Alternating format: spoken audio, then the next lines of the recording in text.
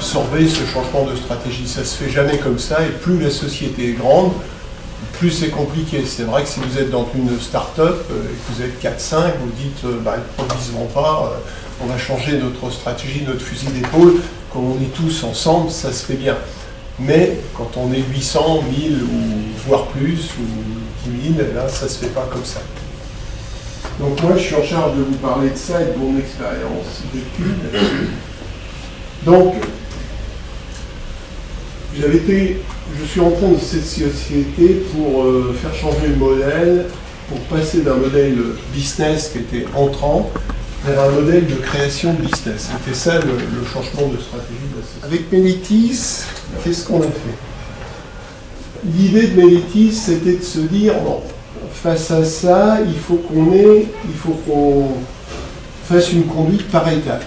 Quand vous êtes dans un niveau moyen, c'est Bac+5, les gens comprennent assez rapidement. Donc la conduite du changement, c'est quelque chose qui est compliqué parce que c'est dans les têtes. Je vais travailler comme ça, j'ai une menace, mon propre job, je vais rentrer dans un job qui n'est pas le mien, j'étais expert reconnu, je ne vais plus être reconnu. Il y a c'est très lourd et c'est plus dans la tête que ça se fait. C'était de définir l'objectif global. C'est bien, c'est vachement important quand on fait une conduite du changement. Qu'est-ce que vous, dirigeants d'entreprise, attendez? La réponse de Melitis pour arriver à ça était la suivante.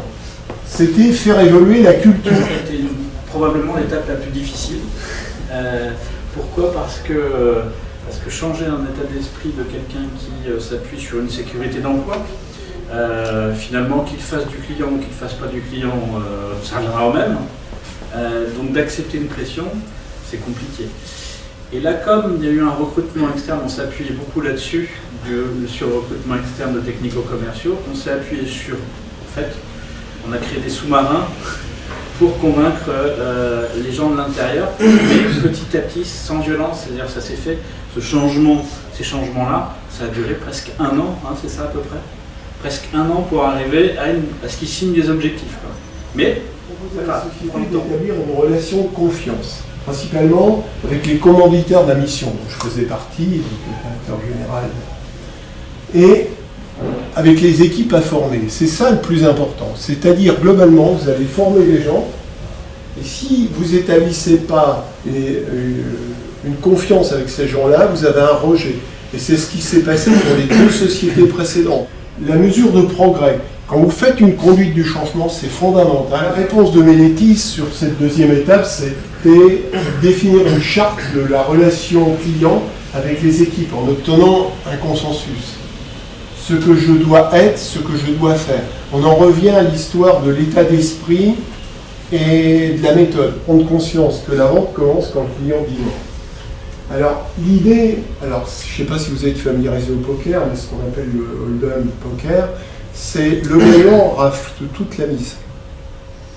Il n'y a pas de second, il n'y a pas de... Et l'idée était de faire comprendre aux gens, principalement aux techniciens, que globalement, ils avaient des fois le discours un petit peu, c'était de dire « Ah oui, mais on n'a pas été retenu, mais le client considère que notre offre était la meilleure techniquement. » So what, mais t'as pas la commande. La croisière jaune, donc c'est une célèbre course lancée par Citroën au début du siècle d'avant, et qui est une course assez mythique. Et une grande aventure, surtout ce qu'on voulait faire vivre, c'était une aventure, comme ils ont vécu l'aventure du changement, mais une aventure collaborative. L'atelier de différenciation. Donc c'est un atelier qui était mené aussi, le but était de prendre un peu les termes américains qui étaient bénéfiques à une future. C'est-à-dire les